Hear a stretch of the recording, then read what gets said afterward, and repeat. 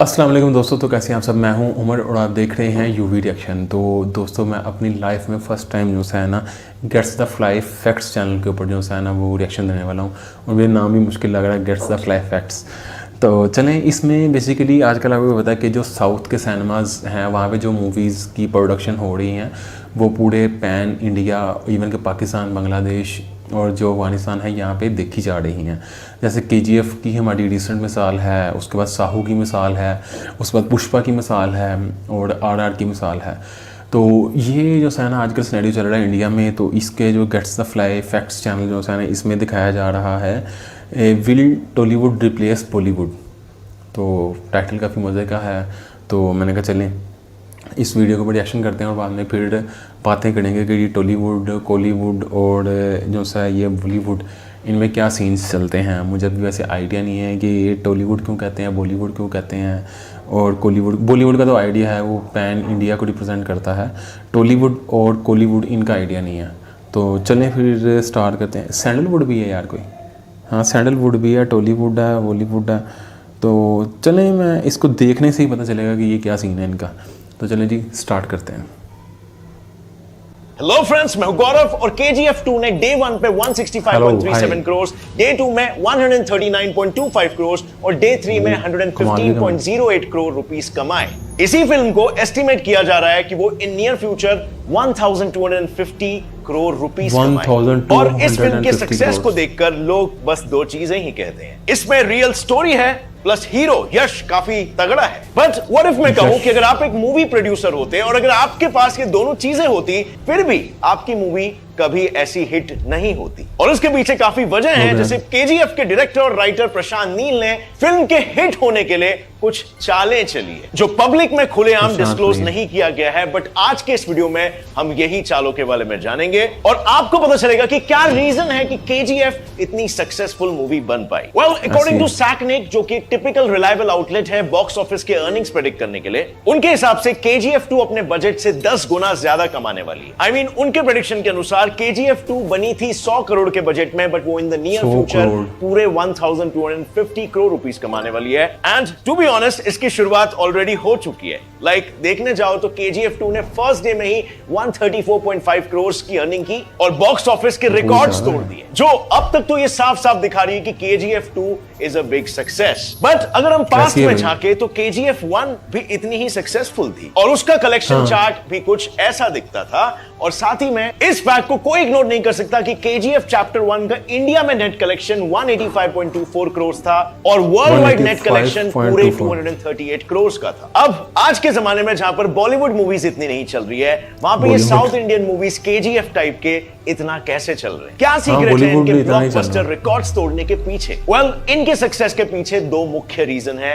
पहला है film theory और दूसरा है फिल्म टाइप। हर फिल्म 5 टाइप की फिल्म थियरीज से ही बनाई जाती है। थियरी नंबर 1 है फेमिनिस्ट, मतलब कि वो मूवीज जहां पर एक फीमेल कैरेक्टर लीड रोल में होता है और वो कॉन्सेप्ट यूजुअली हॉलीवुड में ज्यादा फेमस है, you know, as compare to Bollywood और टॉलीवुड। एग्जांपल के लिए आपने ब्लैक विडो देखी होगी, वंडर वुमन और बहुत सारे मूवीज आपको ऐसे हॉलीवुड में मिल जाएंगे। थियरी नंबर 2 है क्वीयर कंटेंट, यानी कि वो फिल्म्स जहां पर sexual orientation and gender identity को ज्यादा हाईलाइट किया जाता है। एग्जांपल के लिए बधाई हो या फिर शुभ मंगल, ज्यादा सावधान। थियरी नंबर 3 है ऑटेल, ये वो कॉन्सेप्ट है जहां पर हीरो के नाम से ज्यादा डायरेक्टर का नाम फेमस है और लोग डायरेक्टर के नाम की मूवी ज्यादा देखना पसंद करते हैं। थियरी नंबर 4 है मार्क्सिस्ट, मतलब जो अपनी ऑर्डिनरी मूवीज होती है जहां पर पूरे सिस्टम में कुछ गलत हो रहा होता है एंड फिर कोई एक मसीहा उठता है और सब कुछ सही कर देता है, you no, like typical Bollywood या टॉलीवुड मूवीज। और थियरी नंबर 5 है साइको एनालिटिक, जहां पर फिल्म ह्यूमन साइकी को स्टडी करती है और कैरेक्टर के मूवमेंट और सोच पर ज्यादा एम्फेसाइज करती है। एंड अगर इन पांचों थियरीज को देखा जाए तो KGF के writer and director Prashanth Neel ने Marxist theory and psycho analytic, इन दो कॉन्सेप्ट्स को परफेक्टली ब्लेंड करके ये मूवी बनाई है। मतलब कि उन्होंने दोनों ही टाइप के ऑडियंस को एक साथ टारगेट किया है। And talking about the audience, तो डू नॉट फॉरगेट कि उन्होंने 70s के मूवी लवर्स और हॉलीवुड मूवी लवर्स को भी एक ही साथ अट्रैक्ट कर लिया, क्योंकि उन्होंने अपने केजीएफ के वीडियो प्रमोशन में भी कुछ ऐसा ही कहा है कि उन्हें शोले मूवी बहुत पसंद है because of the flavour of the golden era of 70s, जिसमें एक्शन का तड़का और कंटेंट का परफेक्ट ब्लेंड था, और वही चीज को उन्होंने अपनी केजीएफ मूवी में भी ट्राई किया है और वैसा ही रिप्रेजेंट करने की कोशिश की है। And plus as we all know, KGF movie दो western movies, the good, the bad and the ugly, and for a few dollars more से भी इंस्पायर्ड है, और इसीलिए उन दोनों मूवीज की तरह केजीएफ मूवी भी ग्रीड के अराउंड रिवॉल्व करती है, और इसीलिए यहां पर हॉलीवुड का भी फ्लेवर ऐड हो जाता है। And now talking about KGF, तो यहां पर यूएस और सोवियत यूनियन के कोल्ड वॉर के टाइम पर जो लोगों का गोल्ड के लिए ग्रीड बढ़ रहा था, वो टाइम को रिप्रेजेंट किया गया है। इन शॉर्ट, जायज है कि हॉलीवुड की ऑडियंस प्लस जो ऐसी हिस्टोरिक मूवीज को प्रेफर करती है, वो सब भी केजीएफ की तरफ अट्रैक्ट होने वाले, and which ultimately translates to the grand success of KGF. अब फ्रेंड्स, वीडियो में आगे बढ़ने से पहले मैं आपको एक इंटरेस्टिंग ट्रेडिंग प्लेटफॉर्म बायनमो के बारे में बताना चाहता हूं, जो प्ले स्टोर और ऐप स्टोर दोनों में मौजूद है, और इसमें आप अलग अलग एसेट्स जैसे कि गूगल, एप्पल और गोल्ड में ट्रेड कर सकते हो, और तो और इसमें आपको फॉरेन करेंसी जैसे कि यूरोस और डॉलर्स में भी 90% तक का प्रॉफिट मिल जाता है। इस ऐप में आपको कोई भी एसेट चुनना है और फोकस करना है कि उसकी वैल्यू समय के साथ बढ़ेगी या नीचे जाएगी। जैसे फॉर एग्जांपल, मैं 700 रुपए का ट्रेड अप करता हूं कि इस एसेट की वैल्यू बढ़ेगी, और बस हमें कुछ समय का इंतजार करना है, एंड यस, मेरा फोरकास्ट सही निकला, और ये जीता हुआ अमाउंट मैं आसानी से अपने बैंक अकाउंट में या पेटीएम वॉलेट में विड्रॉ कर सकता हूं। इसका मिनिमम डिपॉजिट 350 रुपीज है, लेकिन अगर आप मेरा प्रोमो कोड यूज करोगे तो आपको डबल मिल जाएगा आपके फर्स्ट डिपॉजिट पर, यानी कि 400 रुपए का 800 रुपए। और इतना ही नहीं, दिस आईपीएल सीजन बायनमो पर 25 अप्रैल से May 4th trading premiere league शुरू होने वाली है, जहां price pool is up to $60,000, जहां कोई एंट्री फी नहीं है, मतलब बिल्कुल फ्री, जहां पर आपका 50 डेली टूर्नामेंट्स और 10 डे टूर्नामेंट्स इंतजार कर रहे हैं। सो डिस्क्रिप्शन में दिया गया लिंक, जिस पे क्लिक करके आपको डेमो अकाउंट में प्रैक्टिस के लिए 65,000 रुपीज मिलेगा, जिससे आप लर्निंग्स हासिल कर सकते हो, न्यू स्ट्रेटेजीज एंड स्किल सीख सकते हो। बट आप फ्रेंड्स, किसी भी टाइप के ट्रेडिंग में कैपिटल रिस्क पर होता है, और इसीलिए जब आप अच्छा खासा एक्सपीरियंस गेन करो तभी ही अपना पैसा लगाना। So go and download Binomo now. I am a Binomist, are you? And now friends, talking about reason number 2, तो यहां पर केजीएफ के डायरेक्टर ने कोई कसर नहीं छोड़ी है। प्रशांत नील ने तीनों टाइप्स ऑफ फिल्म की कैटेगरीज का एक ही फिल्म में परफेक्ट कॉकटेल बना दिया। And first of all, let me explain you तीन टाइप्स की फिल्म्स होती क्या है। Well, first type is realism, मतलब वो मूवीज जिसमें ना कोई स्पेशल इफेक्ट होता है और ना ही कोई पॉपुलर हीरो होता है। It is made to portray reality as it is, और इसीलिए एक वजह यह भी है कि ऐसे फिल्म्स लेस पॉपुलर होते हैं। Second type is classical, and these films are moderately popular because in films में पॉपुलर एक्टर्स होते हैं। और थर्ड टाइप होता है formalism, which is extremely popular, क्योंकि इसमें पॉपुलर एक्टर्स, स्पेशल इफेक्ट्स और वो सब कुछ होता है which will break the illusion of reality. For example, Marvels. So, क्या लगता है अब आपको, केजीएफ है ना इन तीनों का परफेक्ट ब्लेंड? क्योंकि यहां पर प्रशांत नील ने फॉर्मलिज्म कैटेगरी से स्पेशल इफेक्ट्स को उठाया, क्लासिकल के कैटेगरी से पॉपुलर एक्टर यश को उठाया, और रियलिज्म की बात करें, सो वी ऑल नो कि केजीएफ की स्टोरी फिक्शनल स्टोरी नहीं है, बल्कि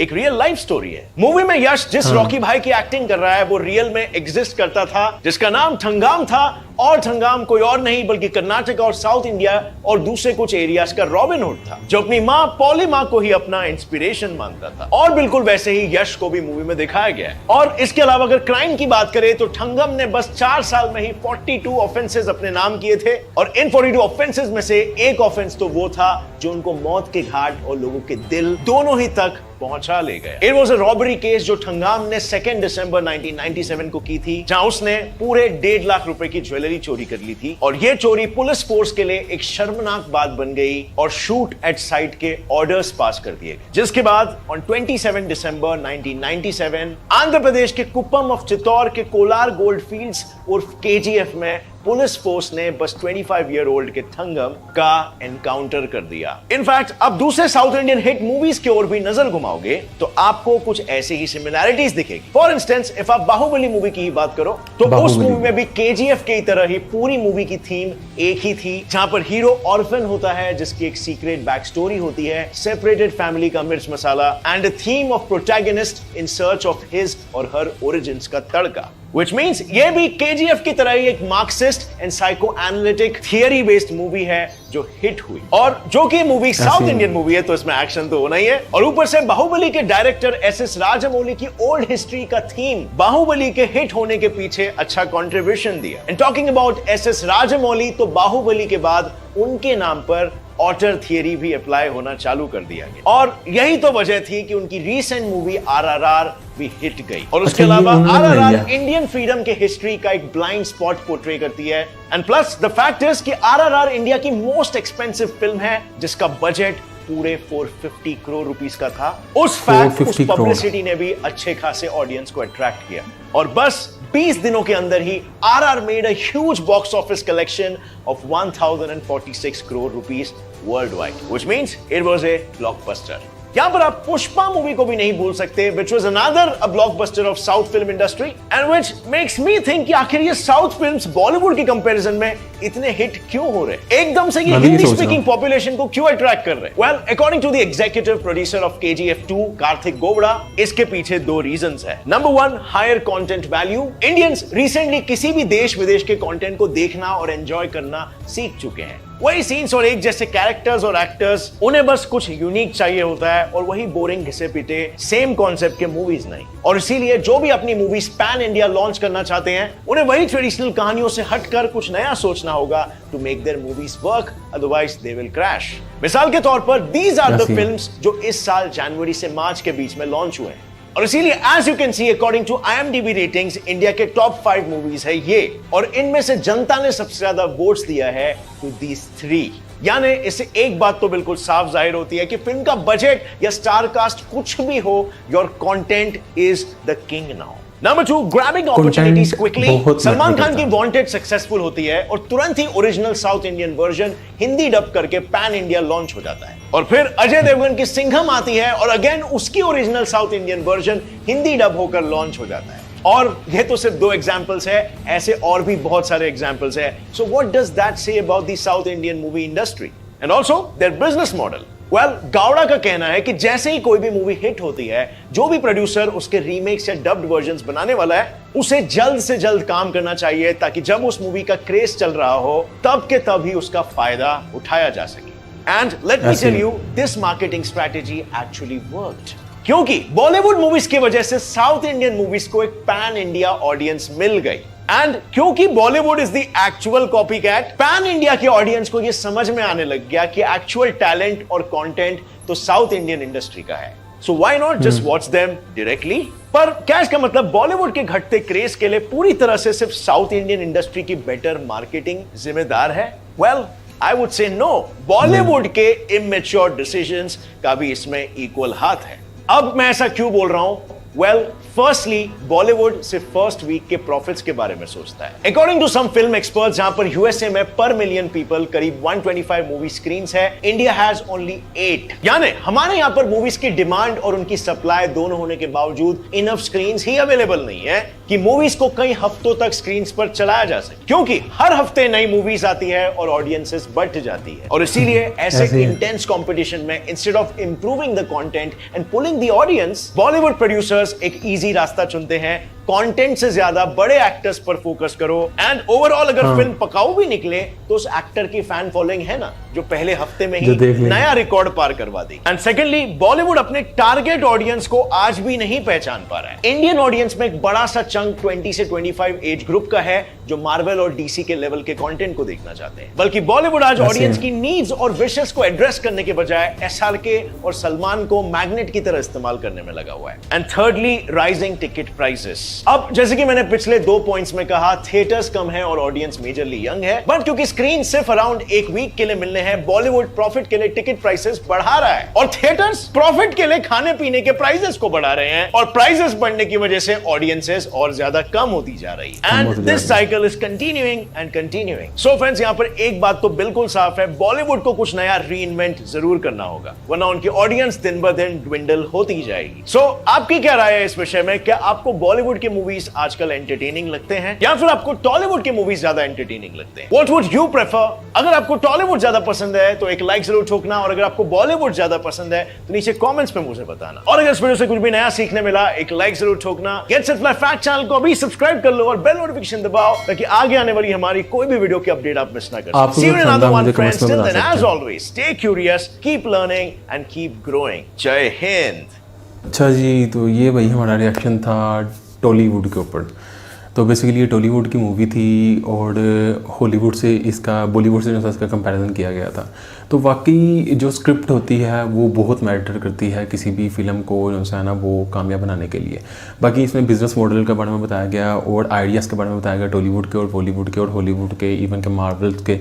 तो काफ़ी अच्छा मतलब कि जो उन्होंने एक चंक इकट्ठा किया हुआ था, मतलब कि काफ़ी अच्छी इन्फॉर्मेशन इकट्ठी करके उन्होंने हमें समझाने की कोशिश की कि बॉलीवुड और हॉलीवुड और ये टॉलीवुड और इन सब का एक कंपैरिजन करके उन्होंने हमें बताया। तो बाकी आपको ये मेरा रिएक्शन कैसा लगा मुझे कमेंट्स में बता सकते हैं। आपको ये वीडियो कैसी लगी, आप इसको लाइक कर सकते हैं, सब्सक्राइब कर सकते हैं और दूसरों तक शेयर करें।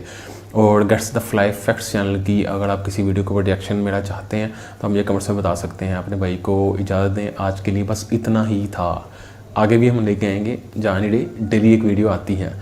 तो ये है कि आपको जो है भाई अगर ये रिएक्शन अच्छे लग रहे हैं तो भाई सब्सक्राइब करो, क्यों नहीं कर रहे, सब्सक्राइब करो, वीडियोस को लाइक करो। तो चलें जी, अपने भाई को इजाज़त दें, तब तक के लिए अल्लाह हाफ़िज़।